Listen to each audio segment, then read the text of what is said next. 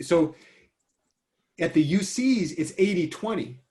At the UCs, the amount of research that you should be doing is 80%. The amount of teaching you should be is 20%. But effectively, in the 1960s and 70s, so the private institutions really skew this, because private institutions have huge endowments, because a lot of times they are funded by billionaires, basically, who, like Stanford. You know why Stanford is so special? It's not because it's a special school, because they have a ton of money. I mean, literally, like, I don't know if you read that article in the San Jose Mercury a few years ago about Stanford being one of the largest landowners in the Bay Area. Like, I think it was the largest landowner in all of the Bay Area. Yeah. The amount of land that Stanford has just in itself, let alone the multi-billion-dollar endowments and the just river of venture capital and small money going through that school is stupid. So what will happen is Stanford, because it has so much money, will poach some of the best academics in the world, people who are most productive and are trendsetters. And then what they'll do is they'll guarantee those people that they don't have to teach any classes. Do you know what happens if you're a professional scholar and you have zero teaching load? Do you know what happens to the amount of research you can do on a daily basis? Yeah, if you don't have to spend any time teaching, all you have to do during the day is think, right? Yeah. So they'll have these really, really sweet packages for those institutions. But if you're a UC Berkeley, and then Stanford is picking all the best talent, and you want some of that talent, what happens? You're losing access to that, right?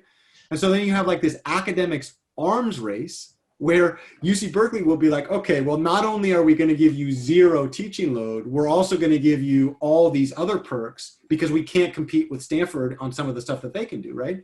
Yeah. But the moment that UC Berkeley does that, well, guess what UCLA is thinking? They're going to do the same thing. Okay, and now that UCLA thinks that, guess what UC Santa Barbara and UC Davis and, I mean, UC Merced and Irvine are even, like, they're still building, right?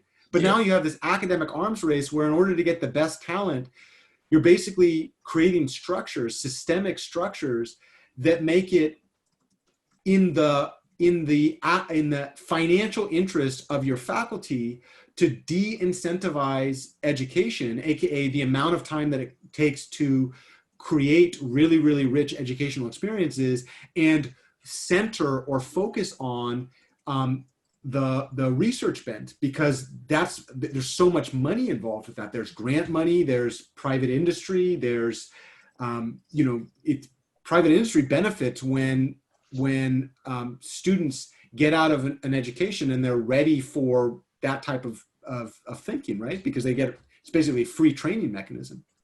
Yeah. Right. And so there's like this whole, what you might call pathway.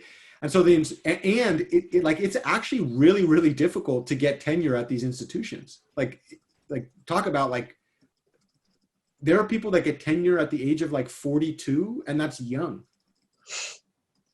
Right. There are people that do it at 21, but like, it's hard. And so by the time those people get tenure, could you imagine like thinking, so now you've risen to the pinnacle of this thing, and then all of a sudden, like, a student doesn't know how to like enroll in classes.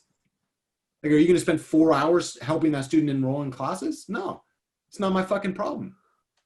So says the mindset, right? Yeah.